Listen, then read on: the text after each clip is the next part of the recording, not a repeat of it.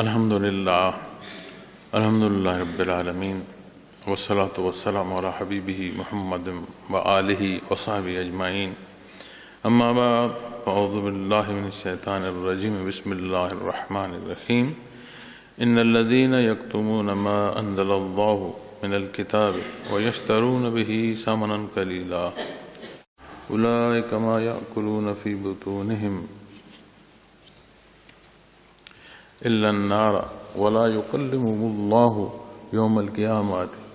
ولا يزكيهم ولهم عذاب أليم اللهم سبحانك لا علم لنا إلا ما علمتنا إنك أنت العليم الحكيم مولاي صل وسلم دائما أبدا على حبيبك من زانت به الأسر. معزز سامعین کرام، السلام علیکم ورحمۃ اللہ وبرکاتہ. ارشاد باری تعالیٰ ہے، بے شک جو لوگ اللہ کی بھیجی ہوئی کتاب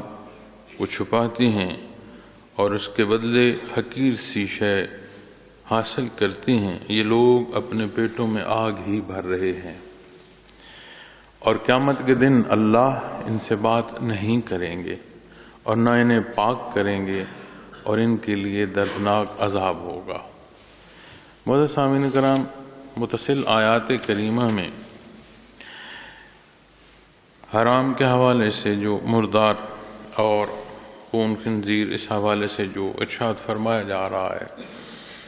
اور بیشتر جو آیات کریمہ ہے اس میں اللہ کریم نے حلال رزق کے حوالے سے ارشاد فرمایا ہے. پھر یہاں اس آیہ کریمہ میں وہ زیادتی جو کلام ذاتی میں اپنی مرضی کے داخل کو یا اپنے لالچ کے لیے اپنے حصول، یعنی جہاں جو ارشاد فرمائے گا نا حقیر سی شے، یعنی دولت دنیا، یہ دنیاوی منفعت کے حوالے سے کلام ذاتی میں کمی بیشی کرنا اور وہ امور جو اللہ کریم نے ارشاد فرمائے ہیں ان سے ہٹ کر کسی شے کا جائز قرار دینا،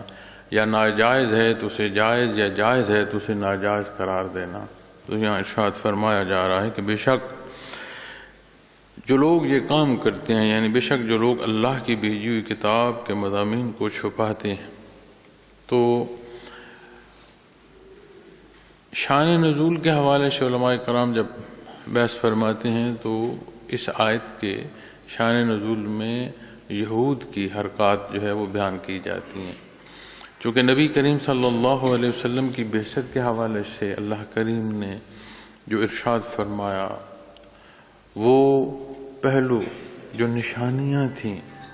بعثت محمد رسول اللہ صلی اللہ علیہ وسلم کی، وہ بیان فرمائی گئی، آپ کی خصوصیات بیان فرمائی گئیں. تو وہ پہلے آپ کی ولادت و سعادت سے پہلے قدیم وقت سے وہ لوگوں کو یہ بشارت سناتے تھے کہ ہمارے پاس اللہ کے کلام میں یہ حصے بیان ہیں کہ ہم میں سے ایک نبی مبعوث ہوں گے. جب آپ کی بعثت بنی اسماعیل علیہ السلام میں سے ہوئی تو بنی اسرائیل نے اس بات کو جانا کہ یہ تو ہمارا مقام جاتا رہا. اب یہ ایسی شیطنت ہے اور ایسی انانیت ہے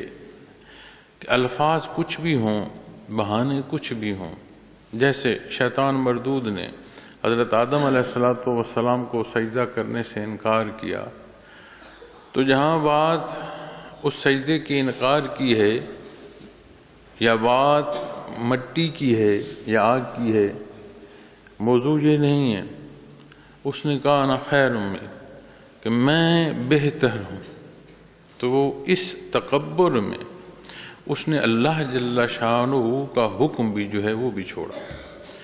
اب یہاں تاریخ گواہ ہے کہ یہ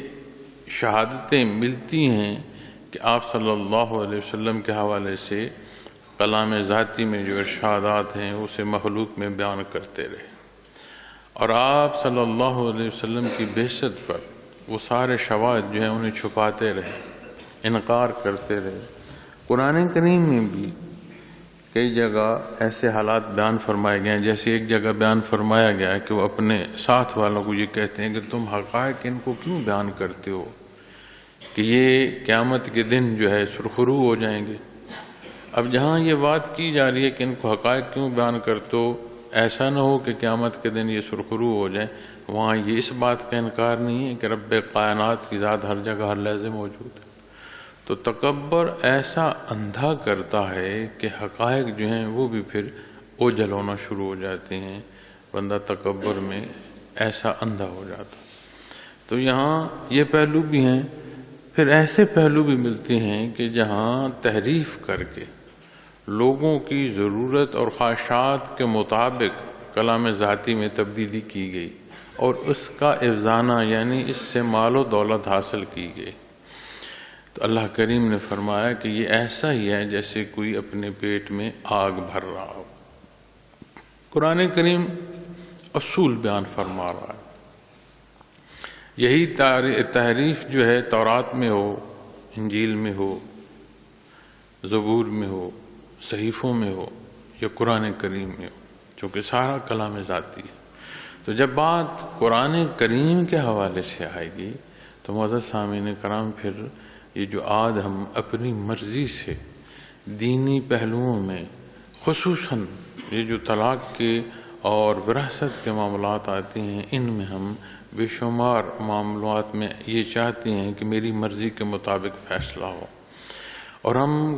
ڈھونڈتے ہیں کہ اگر کہیں ایک جگہ سے میری مرضی کا فیصلہ نہیں مل رہا تو میں پھر کے دیکھ لوں۔ بارہا مجھ سے بھی یہ سوال ہوا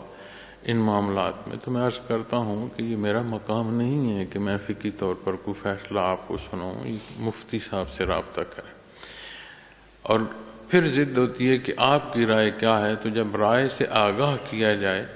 تو پھر یہ بھی پوچھا جاتا ہے کہ کوئی حل بتائیں۔ اب جب بتایا جاتا ہے کہ کوئی حل بتائیں تو اس کا مطلب ہے کہ جو اللہ کریم نے فرمایا ہے، جس کے ماننے کا دعویٰ بھی ہے،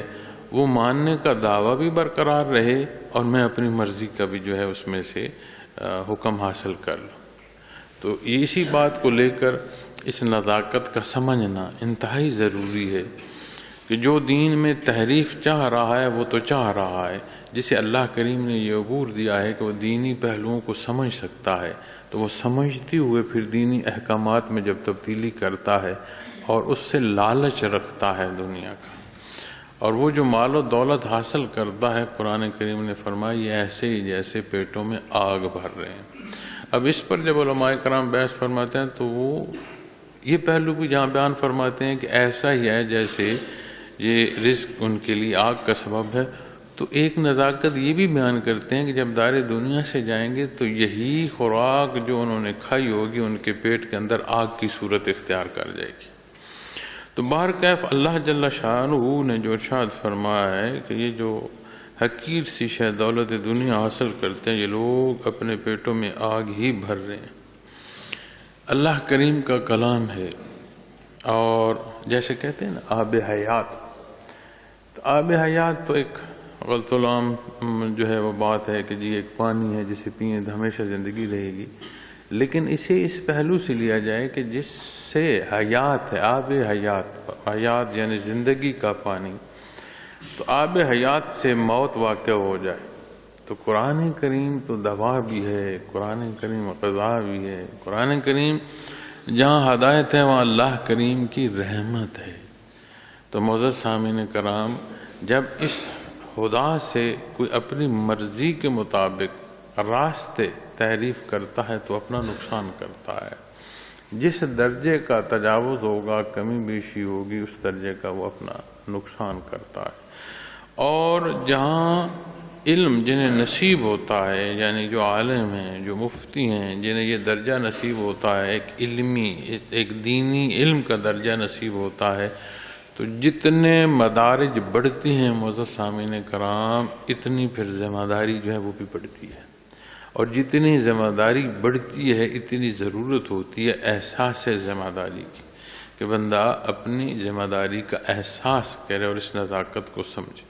سارے دنیا کے معاملات میں جہاں کمی بیشی واقع ہوتی ہے، اس کے نتائج ہمیں سمجھ آتے ہیں کہ جو میں نے غلطی کی اس کے نتیجے میں مجھے یہ نقصان ہوا، تو یہاں دینی پہلوؤں میں کیوں نہ سمجھ آئے کہ جو اللہ کریم کا حکم تھا اس کے خلاف گیا، تو وہ جو خلاف جا کر نقصان ہے، نہ صرف وہ نقصان ہے، وہ جو خلاف جانا ہے وہ ایسا ہے جیسے پیٹ میں آگ کا بھرنا ہے۔ تو جب ہم اپنی مرضی کے مطابق دینی فیصلے چاہتے ہیں تو پھر وہ جو بنیاد ہے لا الہ الا اللہ محمد رسول اللہ، تو ہم اس بنیاد سے پھر انحراف کر رہے ہیں، چونکہ قطعی حکم ماننا ہے، کسی درجے کی کوئی آمیزش اس میں ممکن نہیں ہے۔ تو جب اللہ کریم نے یہ ارشاد فرمایا ان الذین یکتمون ما انزل اللہ من الکتاب ویشترون بہ ثمنا قلیلا، تو کیا کچھ کوئی لے لے گا؟ دنیا کی زندگی جو انسان گزارتا ہے، بے شمار تجربات سے گزرتا ہے، بے شمار کیفیات اور حالات سے گزرتا ہے، تو زندگی کا تجربہ حاصل ہوتا رہتا ہے۔ نوعمری میں ایک شوق ہوتا ہے، اور ایک پہلو تو زندگی تا حیات ساتھ رہتا ہے کہ مجھ جیسا کوئی نہیں، اللہ معاف فرمائے ثنا سے، لیکن نوعمری میں، کم عمری میں ایک شوق ہوتا ہے کہ میں اپنے راستے میں ایسے مسافت طے کروں گا، میں ایسے دنیا کی منزلیں یا ایسی اپنی خواہشات کی تکمیل کروں گا۔ جو وقت گزرتا ہے اور بندہ درمیانی ڈیڑھ عمر کے قریب پہنچتا ہے، درمیانی عمر کو چھوتا ہے، تو سمجھ آئے یا نہ آئے بندہ روز اپنے دن کے ساتھ بھاگ کر اپنا وقت پورا کر رہا ہوتا ہے، اور جب ضعیفی کے اثرات مرتب ہونا شروع ہوتے ہیں تو پھر وہ کمزوری اور لاغری جو ہے وہ احساس دلاتی ہے کہ میں تو اس دوڑ سے ہی پیچھے رہ رہا ہوں، اس لیے کہ وہ جو جانتا ہے وہ انجان ہو رہا ہوتا ہے۔ قرآن کریم فرماتے ہیں کہ اسے واپس عمر میں لوٹا دیا جاتا ہے۔ تو جیسے بچپنے میں کچھ نہیں جانتا تھا، اس طرح ضعیفی کی عمر میں پھر وہ ایک ناآشنا کی کیفیت ہوتی ہے کہ اسے آشنا ہو کے ایک ناآشنا کسی کیفیت میں چلا جاتا ہے۔ تو جب ہم اپنی زندگیوں سے دیکھتے ہیں، اپنے شب و روز کو دیکھتے ہیں، تو یہ بات بڑی واضح سمجھ آتی ہے۔ تو جب یہ سمجھ آئے کہ دنیا کے معاملات چلنے ہیں، مجھ سے پہلے قبرستان شہادت دے رہے ہیں، یہ جو قبروں میں دفن ہیں یہ یہاں زندگی بسر کرتے رہے ہیں، مجھ سے بعد جو لوگ بچے ہمارے پیدا ہوئے ہیں اور آج زندگی کے مختلف حصوں میں سرگرداں ہیں، یہ یہاں پہنچیں گے جہاں آج ہم ہیں،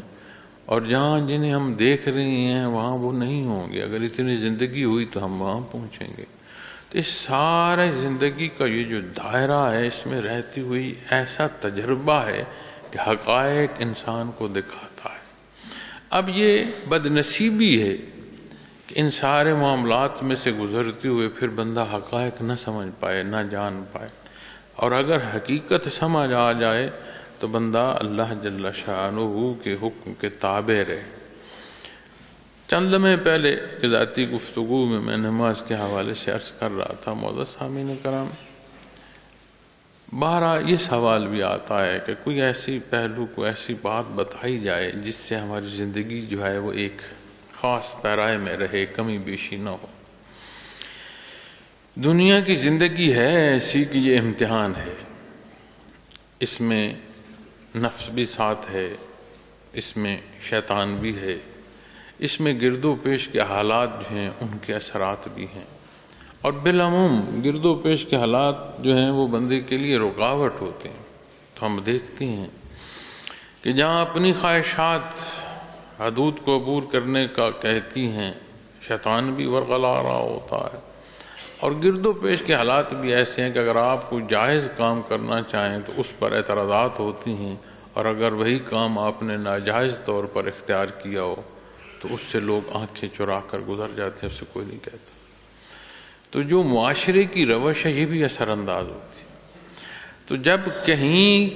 کوئی پہلو کسی انداز سے حملہ آور ہو رہا ہو تو پھر دفاع کی ضرورت ہوتی ہے، اور جب دفاع کی بات آتی ہے تو نماز بہت بڑا دفاع ہے۔ جہاں یہ معراج ہے، جہاں یہ بنیادی رکن ہے، جہاں یہ مومن و کافر کی تفریق ہے، وہاں یہ بہت بڑی ڈھال ہے۔ تو جب نماز کی ادائیگی اس کے حکم کے مطابق ہو تو پھر یہ اثرات مرتب ہوتی ہیں کہ مزید عبادت کا بھی شوق پیدا ہوتا ہے، اور یہ جو تینوں پہلو ہیں، یہ جو نفس ہے، شیطانی وساوس ہیں اور گرد و پیش کے حالات ہیں، ان سے بھی ایک ڈھال جو ہے وہ نصیب ہوتی ہے، بندے کو حفاظت ملتی ہے۔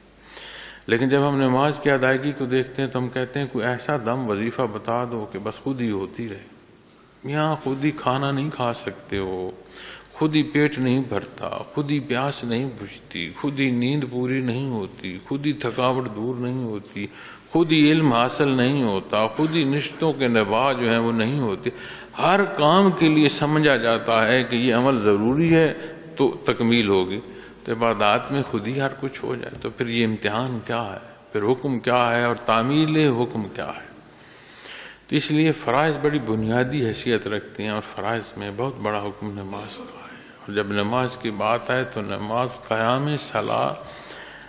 جاننا، احکامات کا جاننا، ادائیگی، اس ادائیگی کا شوق،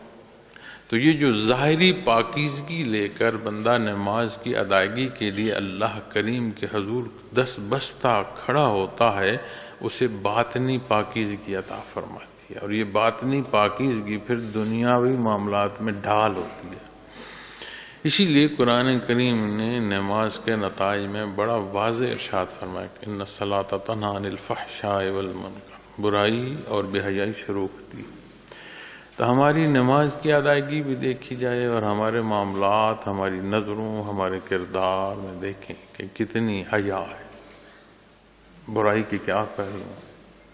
تو بندہ ایک دفعہ نا ایسے سریر کانپتا ہے۔ اس لیے کہ نماز کی ادائیگی ہے اور ساتھ یہ معاملات ہیں،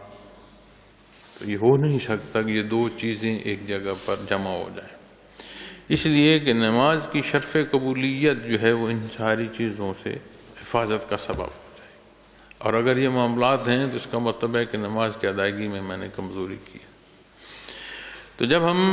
احکامات دین جس طرح جہاں جو حکم ہے اس کے مطابق اختیار کرتے ہیں تو ایک حکم کی تکمیل تو ہوتی ہے، اس کا اجر و ثواب ہے، لیکن وہ اور قوت بخشتا ہے کہ مزید ورع و تقوی نصیب ہوتا ہے۔ اب قرآن کریم کا جہاں دیکھنا اجر و ثواب ہے، عبادت ہے، جہاں چھونا اجر و ثواب ہے، جہاں اس کا احترام اجر و ثواب، وہاں جب اس کی تلاوت کی بات آتی ہے تو اور ترقی بڑھ جاتی ہے۔ جب اس کے اسرار و رموز یعنی اس کے معنی و مفاہیم یعنی اس کے احکامات کو سمجھنے کے لیے کہ جہاں اللہ کریم نے کیا کیا ارشاد فرمایا، جب اس گہرائی اور اس دلچسپی میں جائیں گے تو جہاں برکات اور اللہ کریم اجر و ثواب عطا فرمائیں گے وہاں مزید نیکی کی توفیق ہوگی، اس کے مطابق عمل کرنے کی توفیق ہوگی، اور چاہے جائے کہ بندہ اس میں تحریف سوچ رہا ہو کہ اسے میری مرضی کے مطابق ہو جائے۔ اور یہ جو انا ہے نا، یہ ایسا خناس ہے اور ایسی بری جڑ ہے اس بیماری کی کہ نکلتی ہی نہیں۔ اسی لیے یہ چیزیں ہمیں دیکھنے میں آتی ہیں کہ جب ہم تسبیحات شروع کرتے ہیں تو دل چاہتا ہے کہ مخلوق کو معلوم ہو میں کتنی تسبیحیں پڑھتا ہوں۔ نوافل جو پڑھتے ہیں تو نفلی عبادت کا اظہار دل چاہتا ہے کہ مخلوق کو معلوم ہو کہ میں کتنی نفلی عبادت کرتا ہوں، کتنے ذکر اذکار کرتا ہوں، کتنی تلاوت کرتا ہوں۔ میاں جس ذات کے لیے کر رہے وہ ذات خوب جانتی ہے، تو مخلوق کو بتا کر کیا چاہتے ہو؟ اور اگر یہ چاہتے ہو کہ مخلوق کہے ہاں تو بڑا پرہیزگار ہے، بڑا عبادت گزار ہے، بڑا نیک ہے، تو وہ غفور رحیم ہے۔ جس نیت کو لے کر عبادات اختیار کرو گے وہ دنیا میں پھر پالو گے۔ لوگوں نے کہہ دیا کہ تم بڑے عبادت گزار ہو تو کیا حاصل، اور آخرت میں جا کر بندہ سمجھے کہ میرا تو کوئی حصہ نہ رہا، جو چاہتا تھا دنیا میں مجھے میسر آ گیا۔ اس لیے جب قرآن کریم کی بات آتی ہے تو کتنا بڑا احسان ہے اللہ کا کہ اس نے کلام ذاتی سے نوازا۔ جب قرآن کریم کی تلاوت کر رہے ہو تو یہ سمجھ آئے کہ لبھائے محمد رسول اللہ صلی اللہ علیہ وسلم سے عطا، آپ نے تلاوت فرمایا،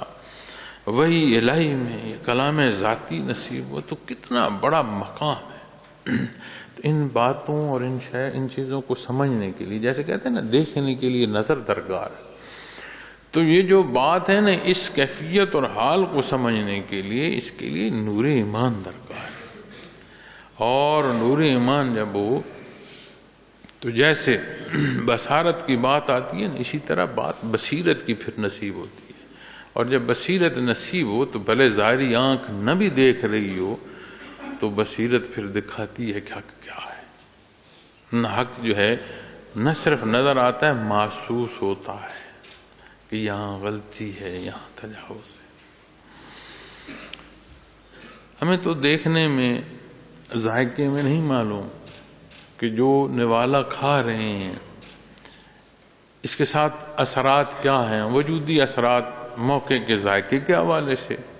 اور کچھ لمحات بعد جو ہے ہضم کے حوالے سے انسان محسوس کرتا ہے. لیکن جب یہ بات آتی ہے نا بصیرت کی، قلبی آنکھ کی، تو وہ بات ان ہاتھوں تک چلی جاتی ہے کہ جن ہاتھوں نے یہ روٹی پکائی وہ نمازی تھے یا بے نمازی تھے. یہ جو خوشہ میں نوش کر رہا ہوں اس میں کہیں کسی درجے کی کوئی ایسی آمیزش تو نہیں ہے کہ ناپاکی تو نہیں. اب وہ عمل جو گزر چکا لیکن اس کے اثرات اس نوالے پر ہوتے ہیں. اس لیے جہاں عبادت کا جو حکم ہے اسے جب اختیار کیا جاتا ہے تو جہاں وہ حکم کی تعمیل ہے اس کا اجر اور ثواب ہے، وہاں مزید عبادت کی جو اذیت ہے وہ نصیب ہوتی ہے. تو قرآن کریم سے جہاں حیات نصیب ہے، یہ جو راہ ہدایت ہے، یہ جو اللہ کی رحمت ہے، اس میں جب کوئی تحریفی پہلو ہم تلاش کریں گے کہ ہم اپنی مرضی کے معنی جو ہے اسے اختیار کریں اور دنیا کی منفعت حاصل کریں، تو جو کر رہے ہو وہ بھی بے برقگی ہے، اور جو کر رہے ہو یہ ایسے ہی ہے جیسے پیٹ میں آگ بھر رہے ہو. اور جب پیٹ میں آگ بھر رہے ہو تو پھر نتائج ویسے ہی ہوں گے. تو قرآن کریم کلام ذاتی ہمیں ارشاد فرمایا محمد رسول اللہ صلی اللہ علیہ وسلم کہ یہ کلام ذاتی ہے، مخلوق کو آشنائی بے ست رحمت عالی سے نصیب. کلام ذاتی آپ صلی اللہ علیہ وسلم پر نازل ہوا، مخلوق کو نصیب ہوا. اس کا نزول وراء الورا ہے، اظہار ظاہر میں، لیکن شہادت محمد رسول اللہ صلی اللہ علیہ وسلم کی. تو جہاں بنیاد اور شہادت ہے وہاں معنی کی بات بھی جب آئے گی تو وہی ہوں گے جو آپ نے مقرر فرمائے ہیں. حدیث مبارکہ سارے قرآن کریم کے مفاہیم بیان فرماتی ہے، سنت خیر الانام اس کی عملی صورت بیان فرماتی ہے. آپ نے اپنے صحابہ کرام رضوان اللہ علیہم اجمعین کی تربیت فرمائی، ان کے اعمال پر آپ شاہد ہیں. آپ کی شہادت جس عمل کو آپ نے پسند فرمایا وہ سارے پہلو ہیں جو قرآن کریم کی وہ پہلو جو عملی صورت تک آتے ہیں. تو جب بات معنی کی آئے گی تو پھر یہ نہیں آئے گی کہ لغت کے اعتبار سے یہ ہے اور گرامر کے حوالے سے یہ ہے اور اس کا استعمال تب یہ تھا اور آج یہ نہیں. ہر معنی وہی ہوگا جو نبی کریم صلی اللہ علیہ وسلم نے ارشاد فرمایا، ہر عمل وہی ہوگا جو آپ صلی اللہ علیہ وسلم نے جس کا حکم فرمایا، جس اختیار فرمایا. اس سے کمی بیشی سے کوئی شرف قبولیت نہیں ہے، وہ قابل قبول نہیں ہے. جہاں کمی بیشی آئے گی ایسے ہی ہے جیسے آگ پیٹوں میں بھرا. تو چاند لمحوں کی زندگی ہے، بندہ زندگی کو سمجھ نہیں پاتا اور زندگی گزر جاتی ہے. حیرانگی میں بندہ حیران ہوتا. کبھی پلٹ کر دیکھنا آپ کو حیرانگی ہو، یہاں اتنا وقت گزار. کبھی پلٹ کر دیکھنا آپ حیران ہو، حالانکہ گزار کر آئیں. تو یہ لوگ اپنے پیٹوں میں آگ ہی بھر رہے ہیں، الا النار. پھر فرمایا ولا یکلمہم اللہ یوم القیامۃ ولا یزکیہم ولہم عذاب علیم. جب کوئی عمل آتا ہے، کیا جاتا ہے، اس کے نتائج مرتب ہوتے اور آخرت جو ہے نا وہ نتائج کا دن ہے. اسی لیے ایمان بالغیب میں جہاں بنیادی طور پر ایمان بالغیب بیان فرمایا جاتا ہے وہاں آخرت بھی داخل ہو جائے. لیکن آخرہ کا قیامت کے دن کا پھر بار بار ارشاد فرمایا گیا. اور جب یہاں ارشاد فرمایا نہیں دیکھیں نا ولا یکلمہم اللہ یوم القیامہ، تو قیامت کا دن پھر ارشاد فرمایا. تو آخرت کی بات آئی، حساب کتاب کی بات آئی، تو یعنی وہاں نتائج آئیں گے۔ اب جہاں نتائج کی بات آتی ہے معزز سامعین کرام، تو پھر بات آتی ہے اعمال کی۔ اعمال کیا تھے، پھر نتائج مرتب ہو رہے۔ جنت بھی سامنے لائی جائے گی، دوزخ بھی سامنے ہوگی۔ اہل جنت نے بھی دوزخ پر سے گزر کر جانا ہے، تو پل صراط کیا ہے، دوزخ پر سے گزرنا ہے نا، کہ یہ احساس ساری مخلوق کو سمجھ آئے کہ کس چیز سے حفاظت ملی، اللہ کی رحمت نے کتنی سختی سے بچا لیا ہے۔ تو جب یہ ساری چیزیں سامنے ہوں گی معزز سامعین کرام، تو بہت بڑی سزا ہے۔ اعمال بد جو ہیں کسی کو دوزخ ملے جائے، اور بہت بڑی عطا ہے کہ کسی کو اللہ کی رضا نصیب ہو جائے، اس کی رحمت سے اسے بخش دیا جائے۔ تو یہ حصہ جو فرمایا جا رہا ہے نا، وَلَا يُكَلِّمُهُمُ اللَّهُ يَوْمَ الْقِيَامَةِ، تو قیامت کے حوالے سے مخلوق میں قرآن کریم اللہ کریم کی طرف سے سلام بھی ارشاد فرمایا جاتا ہے۔